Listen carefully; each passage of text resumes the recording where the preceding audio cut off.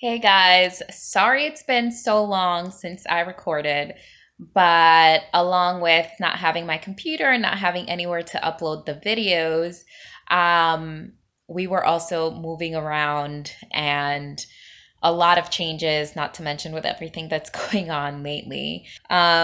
So we are now moved into our permanent place. We're not at the Airbnb anymore, which is super exciting. We're living in Durham at the moment, and we ended up renting a townhouse, which, if you live anywhere in one of the big cities like New York City, where I came from, oh my God, it is the perfect price. Okay. It's about um well, I had to think about it because they add cable on top of it and then you have to pay the water too. But it's $1,200 for a townhouse, and the townhouse comes with two floors, two and a half bathrooms, and two bedrooms. So we are very comfortable and happy here. And it's more than than that I've had of my own, and my husband too, in my entire life. So it's very, very exciting. Um, I'm just very happy that we made this decision and we just went for it, and that our daughter is going to be able to grow up in a lot of space. We even have like a little patio in the back if we decide to stay here long term, which I would love to because I love this area. I love just this house. If you're interested in seeing like a little tour of the place, I can show you that. I have some footage of when we first moved in, so there was nothing here. And I also have footage of, I mean, I can get footage of what it looks like now. So, I mean, that could be cool to look at. But just to let you guys know, um, ever since I moved down here, I've also, um, and I think this might happen to anybody who actually moves out of a situation that they didn't want to necessarily be in and move into a new place. I planned for this, and I also mentally planned for this. So um, I wasn't waiting for us to move to North Carolina or to be in this place to start mentally priming myself for being content and following through on the things that I want to do while I'm here. So once I moved in here, it took a little bit getting used to, just like anything. But now I really have the ball rolling with a lot of what I want to do. And the reason that I mentioned that is because I actually have a new channel. It's called the DIY Mindset. And it's some crafts that I put out there just about people. It has to do with people who are creative and you want to create. Maybe you have some struggles with that and stuff. So if you want to check that out, go to the DIY Mindset channel. I'll put a link below. But I'm mentioning that because I'm probably not going to be posting as much on here. But if you guys follow me to that channel, I can make a playlist where I talk about the moving and North Carolina and all that stuff that's changed. I can talk about the positives of moving down here, what's different, the best areas, at least from what I've seen so far, and that kind of thing. We can talk about rent prices and all that kind of stuff if you're interested. And we can also talk financially about how we did this, because we did take a financial hit once we got here. We didn't have a job for 4 months when we moved down here. We got ourselves a job the third month that we were here. And then it took another month for all the things to go through, all the paperwork and all that extra stuff. At the end of the day, this was a great decision. We were happy we did it when we did. We could have even done it a little bit earlier. But um, one of the greatest decisions that we made was getting that Airbnb for 3 months and just having all that money aside to pay it off, you know? So I want to address one of the questions that I got from someone in the comments, which was, what is different from New York to North Carolina? So I'll just mention a few things. One is that the the highway and the roads are a little bit different. So anytime you're in the right lane, that usually means that it's a right only turn and you're eventually going to have to take that right. So you usually want to ride in the middle and left lanes. But then the same thing happens with the left lanes, unless you're in the highway, that those will eventually turn left. So that was something to get used to. Another thing is, I don't know if it's just our area, but it's kind of hard to find like lots of variety of meats. I'm sure that's probably just our area. And it seems like the meats are maybe like a little bit more expensive. So number three is that instead of using paper containers for to go for takeouts, they use foam, which it hasn't been used in New York City for a long time. I think that's actually pretty, I don't know if it's banned or not, but it's not great for the environment. So yeah, it's a little weird that they're still using foam here as opposed to paper. The weather is obviously quite different, and I love it. I love it so much. It's definitely a lot warmer to the point where even now, when it's like 60 degrees, you're like, ooh, it's a little chilly. Like, we already got used to it. Even my husband, that loves the cold, is already like, when it's 60 degrees, like, usually he's like, it's like warm, it's great, you know, whatever.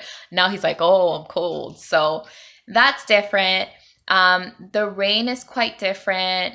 Um, I want to say that it rains a lot more. Like when it rains like sheets. Yeah, so since I've been here, it snowed once and everybody had like a mini freak out. Um, and it was actually a good bit of snow, but then by the next day it was completely gone. Me and my daughter went and we played out in that snow. During, let's say if you have 80 degrees during the day, you can still have 50 degrees or even 40 at night. So it's a big difference. In New York, it's usually you only have like a bit of a difference between night and day in the amount of in the temperatures. So that's quite interesting. I like it though. You know, at night you're home and toasty, and during the day it's nice. You're out and toasty and it's warm. So it's all good. I don't know what number I am, so I'm just going to say next. So the next difference is the nature of it. Nature is different. There's a lot more pine trees, and the soil is more clay. So I was actually sort of a nature. I love nature. I love nature. So I hike a lot and I, walk around in nature all the time and sing to the trees and hug trees and all that stuff. I don't, but you know what I mean. I'm making a joke here. Um, so yeah,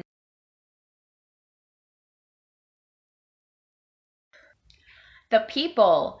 The people are so much nicer and welcoming, and they want to talk to you and they want to say hello and how you're doing and all that stuff. So it's really great. When we moved into the area here, our neighbors came and gave us like a gift card to Starbucks. So it was pretty awesome. And we talk to our neighbors all the time, walk around. Everybody's really nice. So, I mean, we love that because we're really nice people ourselves. So, it's really nice to be surrounded by that. When it comes to nature, again, there is quite a bit of pollen all around the area. I think the worst of it has passed. It seems like the really bad part, the really bad pollen rain, whatever you want to call it, was in April. Pollen is one of those things that you have to keep in mind if you have a lot of allergies, that April is kind of rough. I don't generally have allergies, but even I felt like my nose kind of like itchy and like the back of my throat. So just keep that in mind. Stock up on your allergy medication, is what I'm saying.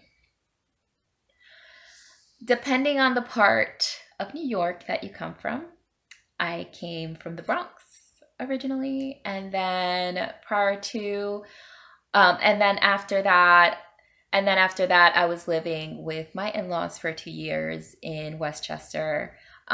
But here, you are definitely going to need a car. Even in Westchester, you had the train right there and a couple of buses. But you are definitely going to need a train. So if you're moving with your family and you only have one car, you might have to think about that, about getting another car. We ended up having to purchase another car, which we knew that we were going to have to do. So that was another expense that we had there. And luckily, we had some money saved up there for the down payment. I can't think of anything else right now, but if I do, I will talk about it again. And I'm sure as I continue living here, I will find more differences, or I will think of some more that I have forgotten. If you have any questions, leave them down below. Remember, I'm going to be mostly posting over at the DIY Mindset. But if you'd like to follow me over there instead of here, it would be easier for me to just transition my channel over there and then have a playlist about this moving to NYC, moving from NYC to North Carolina, and all those things that encompass that. So that would be awesome. Thank you if you do that. I just want to leave this video with, this was amazing. I am so happy that we did this. It was the best decision we have made. We could have made for our family. We are just living such a better lifestyle now than we could have had back in New York, with the same earnings pretty much. So we're just very happy. We're very happy. We wouldn't have it any other way. So just for any of you out there that are planning to do the same, just plan it out really well. Because we had it planned out really well. Have a nice bit or chunk of savings to hold you over, and just plan your first few months about, how you're going to get things done. If you can have a job before you get here, that's even better. But we ended up needing to get jobs once we got here, because we looked for a long time. And didn't get anything. But once we moved down, we started getting hits. It's just a matter of, at the beginning we were picky, and then after that, we were sort of expanding our reach a little bit more. All right, so thank you so much for joining me.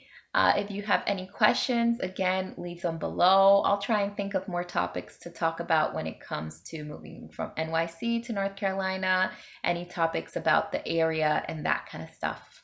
All right, have a great day. Bye-bye.